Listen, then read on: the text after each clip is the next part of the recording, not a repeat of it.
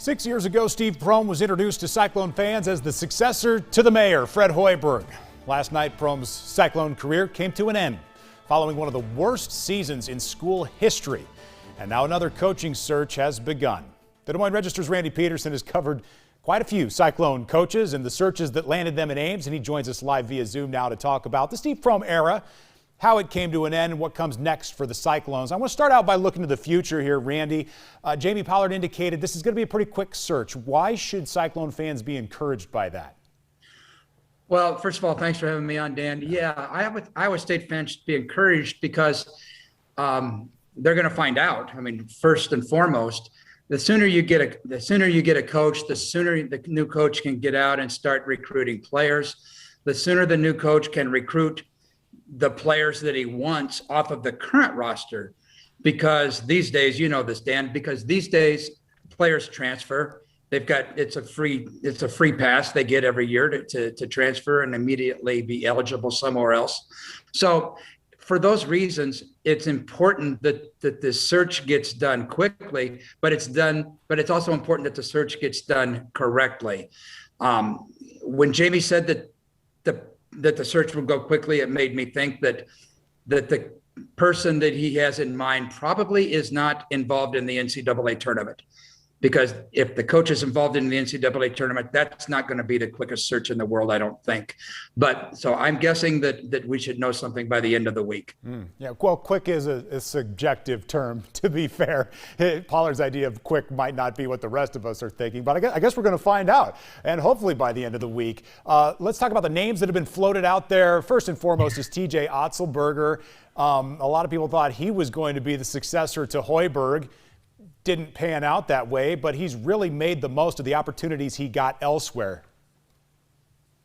TJ is the guy that's been out, whose name's been out there for a long time. He was one of the final two interviewed when Steve Prohm got the job. He's already got a very close relationship with Jamie Pollard. He's been at Iowa State under three different coaches. He knows the culture. He married a former Iowa State women's basketball star, Allison Lacey. So yeah, for all those reasons, TJ's name has been out there for a while, not only with local people, but it's been out there nationally in the national coaches circles also. You talk to coaches out there and you ask, who do you think is going to get the Iowa State job? And TJ's the name that comes up first. Now they could be wrong. We could be wrong, but that's the name that keeps popping up the most. And really, after that, you don't hear a whole lot. I've heard Porter Moser from Loyola, but if they want him, they're going to have to wait because he's in the NCAA tournament. So everything that Jamie said today and body language of Jamie in the past relationships with Otzelberger shows that that's kind of the direction that they're headed. Pollard said this was a tough decision. Steve Prohm is universally known as such a likable guy.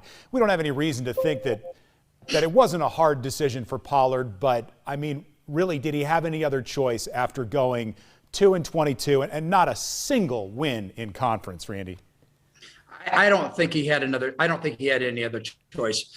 And remember, they're going to try to put fans back in Hilton Coliseum next year, and that place can rock. When Iowa State's playing an entertaining brand of basketball, when they're scoring 80 points a game, when they're beating Kansas, when they're on national TV, that place gets crazy.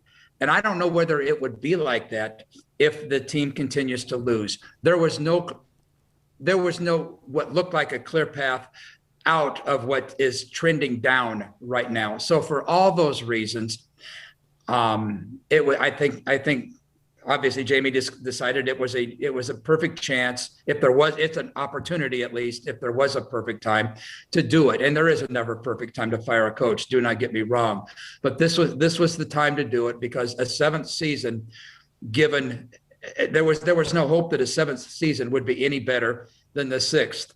Like you said, going 0-18 in the Big 12, winning only 2 games, having losing records 3 of the last 4 years, everything was pointing towards a downward cycle. So for all those reasons, I don't think Jamie had any other choice but to to let Steve Prohm go. Randy, really quickly, and we got to let you get on with your day, but I'm so curious when whoever does take over finally arrives at Hilton with whatever squad they're able to cobble together, how challenging is it going to be to get wins in their first year in this league? Oh, it's going to be real challenging. I mean, the Big 12 is not only loaded with great teams, but the Big 12 also is loaded with Hall of Fame coaches. Oh my gosh. And so, yeah, it's going to be tough. It's going to be tough. It's going to be a while. I mean, Jamie said it could take several years, and I don't doubt him that it could take that long to reboot the roster. Randy Peterson, arguably the guy who knows the most about the Cyclones, who's not on the Cyclone payroll.